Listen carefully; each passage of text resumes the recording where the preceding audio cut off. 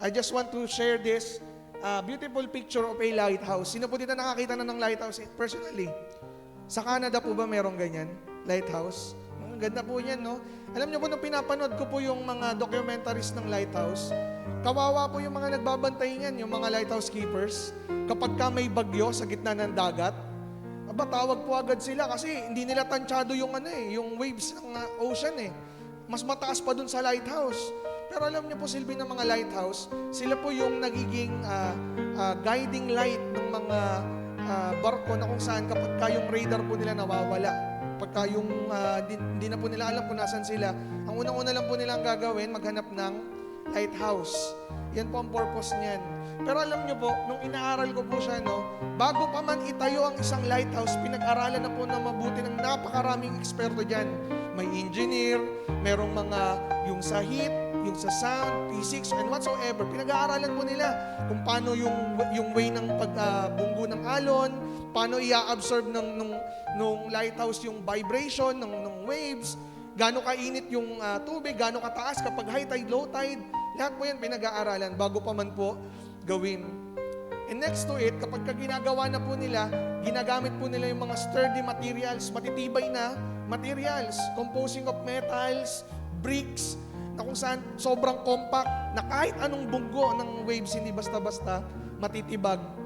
Pero alam niyo po, pinaka nagpapatatag po dyan, yung kanyang foundation. Yung foundation niya po na nagbibigay sa kanya ng balance, and doon po siya kumukuha ng strength para mag-stand dun sa kanyang ground. Now, kung makikita po natin, ganyan po tayo mga Christians. Amen? Tinuruan po tayo ng ating Apostol Pablo, how can we overcome, how can we withstood yung mga pangyayari po sa ating buhay na gawa ng kasamaan. Dahil dinidigma po tayo ng ating mga kaaway, paano po natin siya i-deal? Binigyan po tayo ng way. You put up the armor of God. And ano pa po, dapat po ipag-pray po natin ang ating mga kapwa Kristiyano, ipag-pray po natin ang ating mga leaders.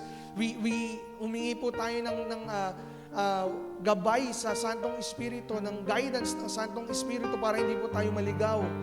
And ano pa po, dapat iayusin po natin ang ating mindset, ayusin po natin ang ating pagkakatawag because we have been set apart as part of family of God. Pag-aari na po tayo ng Diyos. Now mga kapatid, makinig po tayong mabuti. Nawa, dumating po sa point, dumating po sa pagkakataon na kung saan kahit gaano katindi ang sitwasyon ng buhay, kahit gaano kadaming kaaway ang pinagtutulong-tulungan kang pabagsakin at paalisin kung nasaan ka ngayon, hindi po tayo aalis. Hindi po tayo susuko. Up until the end, until the last of our breath, ay bibigay natin ang ating, tatayo po tayo kung nasaan po tayo ngayon. We will stand. We will stand strong in our ground until we meet our Lord Jesus Christ.